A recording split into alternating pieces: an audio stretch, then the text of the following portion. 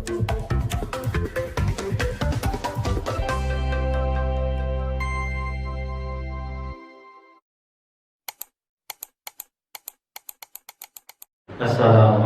warahmatullahi wabarakatuh.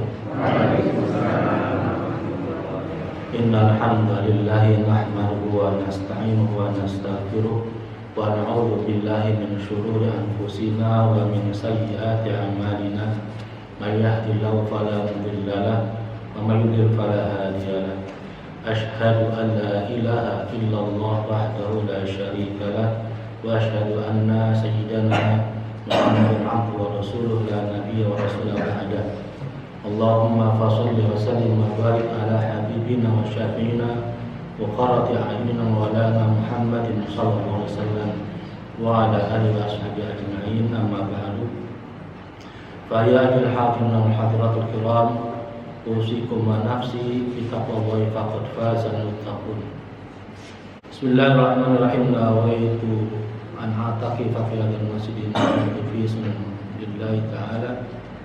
Kita sama-sama niatkan untuk i'tikaf, kemudian thalabul ilmi sebagaimana dianjurkan oleh Sayyid Asy-Syarif Abdullah bin Muhammad dalam kitab ini untuk memperbanyak niat yang baik. Bismillahirrahmanirrahim. Al-halatus tsalisah. Berdasarkan kondisi niat, berdasarkan definisi niat kemarin yang disampaikan oleh Asy-Syarif Sayyid Asy-Syarif Abdullah bin Muhammad ada dalam kitab ini, manusia itu dalam 3 keadaan. Keadaan pertama, dia punya niat kemudian mengamalkan. Kemudian yang kondisi yang kedua, dia punya niat tapi tidak melaksanakan. Yang kondisi yang ketiga adalah an ya'zima ala fi'li amrin la yastati'u fi'luhu, yaitu kondisi di mana orang tersebut memiliki niat untuk mengerjakan perbuatan, mengerjakan amal yang baik, akan tetapi la yastati'u fi'luhu, akan tetapi tidak bisa mengerjakannya. Jadi niat saja. Bagaimana kondisi yang ketiga ini? Apakah bisa mendapatkan pahala dari niatnya? Fayasiru yaqulu law istata'tu amiltu. Kemudian dia jadi mengatakan, law istata'tu, kalau saya sanggup, amiltu, saya akan melaksanakannya. Jadi punya niat, saya akan ini, ya Allah, saya berniat untuk begini. Kalau saya sanggup, saya akan melaksanakan. Falahu niyatun malil amili wa alaihi ma alaihi. Maka baginya pahala niat sebagaimana orang yang melaksanakan niat tersebut. Cuma niat saja, punya niat, dia mendapatkan pahala sebagaimana orang yang berniat dan melaksanakannya.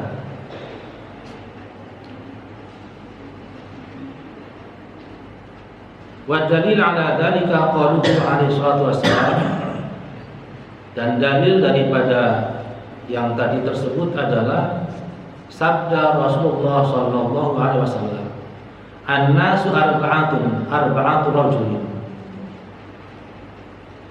Manusia itu dibagi menjadi 4 golongan.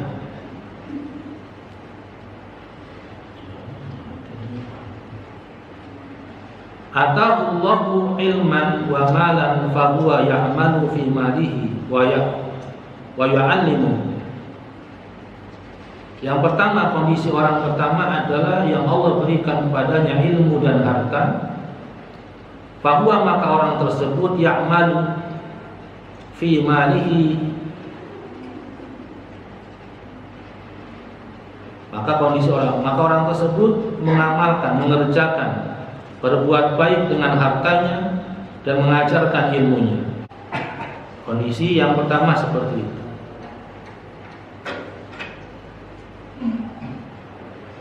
Fayaqulu akhar, kondisi orang yang kedua mengatakan, maka orang yang lain mengatakan, lau atani Allahu mithla ma atahu amiltu mithla ma amal. Lau atani Allahu mithla ma atahu amiltu mithla amal. Fahuma fil ajri sawa. Yang kedua yang enak. Yang enak dalam artian begini. Beliau punyai cita-cita niat sama dengan orang yang pertama tadi. Sehingga beliau mengucapkan begini. Lau atani Allahu mithla ma atahu. Seandainya Allah memberikan kepada saya seperti yang Allah berikan kepada orang pertama tadi, amithlu mithla amala, maka saya akan mengamalkan, mengerjakan sebagaimana orang pertama mengerjakan. Sabda Rasulullah kan, fahuma fil ajri sawa'un, maka dua-duanya mendapatkan pahala yang sama. Enaknya di situ. Jadi ada yang Allah berikan karunia harta dan ilmu yang banyak. Orang tersebut mengamalkan ilmunya dan menafkahkan harta di jalan Allah. Ada kondisi orang kedua, dia hanya bisa berhayal, berangan-angan, seandainya Allah berikan saya sebagaimana Allah berikan pada orang tersebut, pasti saya akan mengamalkan apa yang mereka amalkan. Maka dua-duanya pahalanya sama. Yang kedua ini yang enak. Dalam artian ya cuma itu tadi, ya Allah, karena saya lihat kondisinya begini, saya tahu. Maka kata Rasulullah, sabda Rasulullah, fahuma fil ajri sawa. Dua-duanya pahalanya sama. Sama ketika kita ngaji kitab Ushuriyah itu yang menerangkan hadis irhamu man fil ardi yarhamkum man fis sama. Ada pemuda Bani Israel di mana satu kampungnya itu lagi keadaan paceklik, kelaparan, lewat padang pasir dia menghayal, ya Allah, seandainya di padang pasir berubah jadi tepung, saya akan bawa, saya akan nafkahkan semua, berikan orang-orang yang sudah kelaparan sehingga mereka tidak kelaparan. Niat itu saja, kata Allah, kasih tahu dia, baginya pahala sebagaimana kalau dia berbuat. Jadi nggak main-main. Niat yang baik itu subhanallah, niatnya saja sudah Allah catat, apalagi kalau melaksanakannya. Maka yang kedua ini niatnya sama seperti itu, baginya pahala sebagaimana orang pertama yang mengamalkan.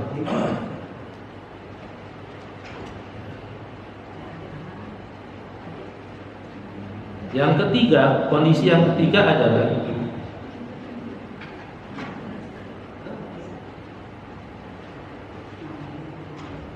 warajulun atahu Allahu malan wa lam yu'tihi ilman fa huwa yuhitu fi malihi bi jahlihi fa yaqulu akhar law atani Allahu mithla ma atahu amiltu mithla amalahu fa huma fil wazri sawa.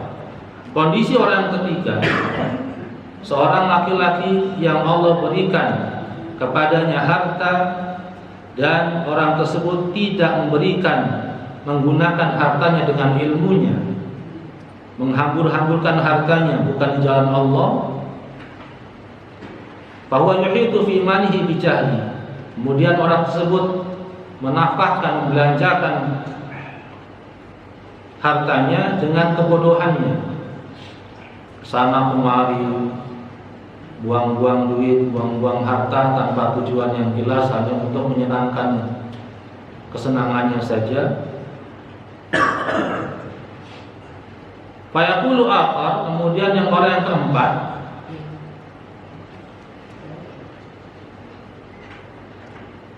lau atani Allah mithla ma atahu amiltu mithla amalu. Orang yang keempat yang melihat orang tersebut punya harta banyak, kemudian hanya bersenang-senang dengan hartanya saja, tanpa memikirkan untuk berinvestasi di akhirat. dihambur-hamburkan sesuai dengan hawa nafsunya saja. Orang yang keempat melihat begitu pengen.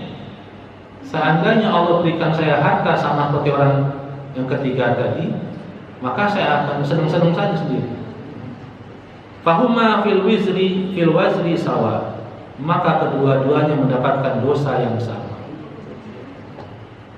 Bagaimana di Al-Quran itu ketika Qarun jalan dengan ribuan dengan pengawalnya, bawa kuncinya, menunjukkan kekayaannya. Umatnya Nabi Musa pada berdiri di jalan. Seandainya Allah berikan harta mutia Qarun, kan orang tadi nggak punya ilmu, bilang ya Allah, seandainya Allah berikan saya seperti yang Allah berikan Qarun. Dan ditegur yang lainnya, apa yang Allah berikan lebih baik daripada, ternyata kan tenggelam. Kuncinya aja diangkat, orang nggak kuat, saking banyaknya gudang harta. Kondisi orang ketiga dan keempat ini yang naudzubillah min. Jangan sampai kita berniat atau katakanlah menghayal, wah seandainya begini, oh, kaya sama si itu. Akhirnya menjadi kemurahan buat kita, malah dapat dosa. Maka benar-benar di sini diingatkan sama Al-Habib untuk memperbaikinya, banyak berniat baik. Kita menghadiri ini bareng-bareng ngaji, niatnya pertama untuk sholat jamaah, kedua untuk silaturahmi, diniatkan untuk thalabul ilmi, diniatkan untuk berzikir, diniatkan untuk i'tikaf. Maka satu amal ibadah ini karena niatnya banyak, Allah kabulkan, Allah limpahkan semua pahala sesuai dengan apa yang kita niatkan. Faslun wa 'alaika ya akhi bi muraqabatillahi ta'ala fi harakatika wa saknatika wa lihuqatika wa tarafatika wa khutratika wa iradatika wa sa'iru halatika. Wa 'alaika, dan atasmu dan harus atas kalian ya akhi wahai saudara, bi muraqabatillahi ta'ala, harus selalu merasa diawasi oleh Allah Subhanahu wa ta'ala. Ini yang menjadi ujung tombak amal ibadah kita diterima. Dalam artian, kalau ini nggak ke bawah, bisa tertolak. Kita harus di yang ketiga ini, pasal yang baru ini, Habib mengingatkan kita untuk selalu merasa diawasi oleh Allah Subhanahu wa ta'ala.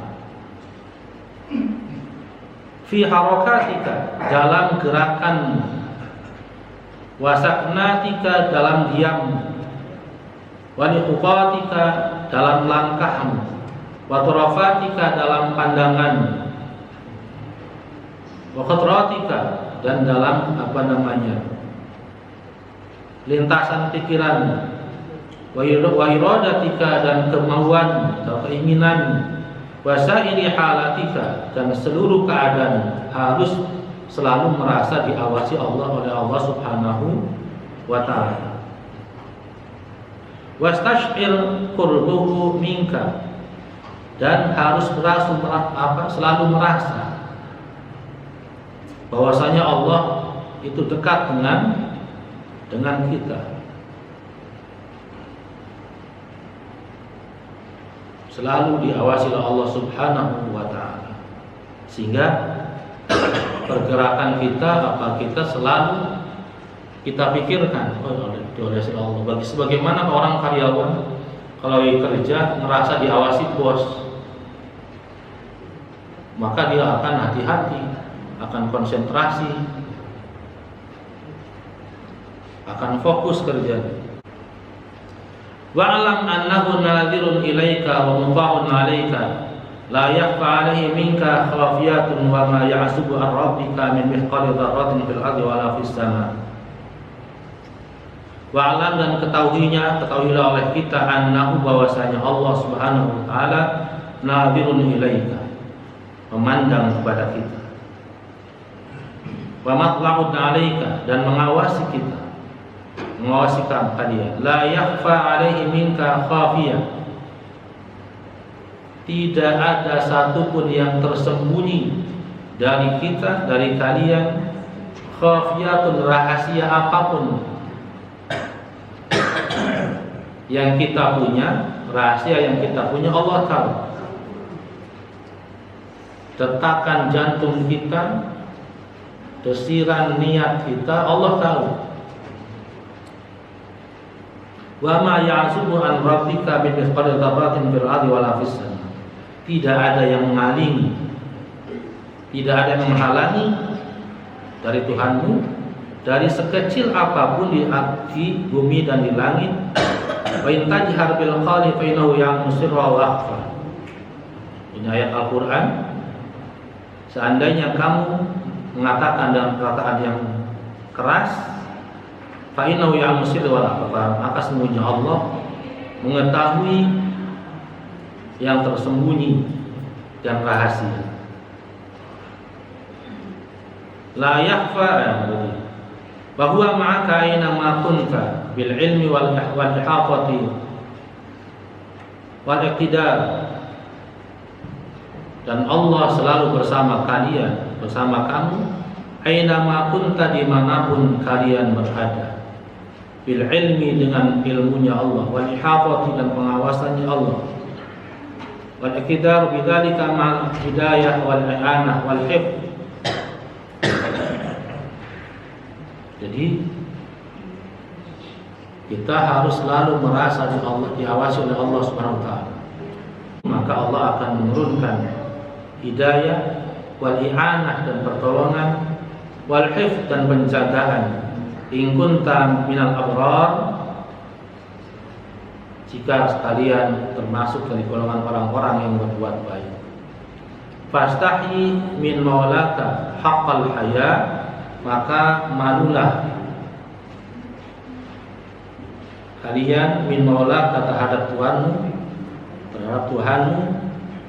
haqqal haya, dengan sebenar-benar malu. Wajtahid an la yaraka haitsu nahaka, wajtahid an la yaraka haitsu nahaka, wala yafkiruka haitsu amaraka, wa'budhu ka'annaka tarah, fa illam takun tarahu fa innahu yaraka. Dan bersungguh-sungguhlah kalian semua an la yaraka haitsu nahaka, wajtahid, bersungguh-sungguhlah agar kita menjauhi haitsu nahaka, apa-apa yang Allah larang, wala yafkiduka haitsu amaraka, dan tidak meninggalkan apa-apa yang Allah perintahkan. Wa'budhu, dan sembahlah Allah, ka'annaka tarahu, seakan-akan engkau melihat Allah. Fa illam takun tarahu, maka sekiranya kamu tidak bisa melihat Allah, fa innahu yaraka, maksudnya Allah melihatmu. Ini yang dinamakan definisi ihsan. Ada iman, Islam, dan terakhir ihsan. Yang namanya ihsan adalah anta'budallaha ka'annaka tarahu, fa illam takun tarahu fa innahu yaraka. Hendaknya kita menyembah Allah seakan-akan Allah melihat kita, seakan-akan kita melihat Allah. Tapi kalau nggak bisa, memang nggak bisa. Fa innahu yaraka, Allah selalu melihat kita. Nah, inilah fungsi daripada pengertian daripada muraqabatullah, mawas diri atau pengawasan dari Allah Subhanahu wa ta'ala. Kisahnya Khalifah Umar bin Khattab, ada anak gembala kambing, kambingnya banyak sekali. Kita pengen tunggu siji bae. Orang ini duduk-duduk ini kita kan masih dulu, makasih dulu. Bahwa saya kira kita orang bakal ngitung jumlahnya sampai ini, dihitung orang kehitung, hilang siji beli karton. Iya, Posisi itu orang umum. Tuhan saya yang punya kambing ini nggak tahu, tapi Allah tahu Pak. Maka subhanallah itu Sayyidina Umar bin Khattab sujud syukur. Segitu anak kecil mengeluarkan kambing, iman yang pada Allah SWT nandes sekali dalam hatinya. Seandainya umat Islam sekarang mungkin nggak ada korupsi kalau begitu. Sampai ketika Sayyidina Umar bin Khattab jadi khalifah, nyari calon mantu buat anaknya Abdullah bin Umar, patokannya seperti itu. Malam-malam dia keliling ke rumah-rumah penduduk warganya. Ada yang kelaparan, ada yang tahajud, ada yang enggak. Lagi keliling-keliling, dia capek senderan di tembok rumah. Seorang janda dan punya seorang putri, tukang jual susu. Kata ibunya, "Nah, ini susu kental sekali. Kita campur air putih aja, biarkan ini, biar nambah banyak dan kita untungnya banyak." Kata anaknya, "Gak bisa Bu, itu namanya gak jujur." Umar gak bakal tahu. Udah tenang aja. Kementerian Perdagangan di Khalifah Umar gak bakal tahu. Udah. Kata putrinya, "Iya emang Bu, Umar bin Khattab Khalifah gak tahu. Tapi Tuhannya Umar tahu. Allah tahu melihat ini." Umar dengarnya, wah ini calon mantu saya. Inilah namanya muraqabatullah, merasa selalu diawasi Allah. Padahal ajaran-ajaran Islam, semua praktek ibadah yang Allah syariatkan untuk kita mengandung pelajaran yang menanam dalam diri kita. Dari sholat, dari puasa. Sholat mengajarkan kita kejujuran sebenarnya. Allah sudah syariatkan sholat itu subuh 2 rakaat, zuhur 4 rakaat. Mau sendiri mau jamaah 4 rakaat. Gak ada orang sholatnya sendirian di rumah sholat zuhur, gak ada yang lihat inilah saya korupsi 2 aja sholatnya. Gak ada. Seharusnya itu menanam dalam diri kejujuran. Gak ada yang lihat atau ada yang lihat. Dan muraqabatullah, merasa selalu diawasi Allah Subhanahu wa Ta'ala. Ya tetap sholatnya 4 rakaat, nggak dikurangi. Mau khusyuk mau enggak, tetap 4 rakaat. Seandainya itu diterapkan dalam kehidupan kita sehari-hari, itu yang namanya iqamatus sholat, mendirikan sholat. Kalau ketika sholat, waktu sholat namanya ibadah menyembah Allah. Keluar dari sholat itu adalah iqamatus sholat, mendirikan nilai-nilai sholatnya. Jadi merasa selalu diawasi Allah. Yang petani bekerja dengan sungguh-sungguh karena diawasi oleh Allah. Yang pejabat, yang pegawai, maka subhanallah, maka pendidikan dari Rasulullah terhadap para sahabatnya luar biasa. Sampai anak gembala kambing aja iman pada Allahnya kuat. Mudah-mudahan kita dikaruniakan iman yang seperti itu pada Allah SWT.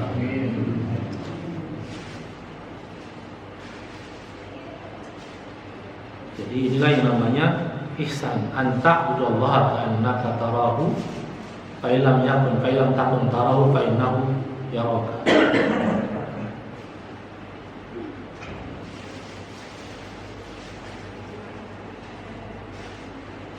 Wa ma tara'aita min nafsika takasalan an ta'atihi aw mailan ila ma'siyatihi fadzakirha bi anna Allah yasma'uka wa yaraka wa ya'lamu sirraka wa najwaka.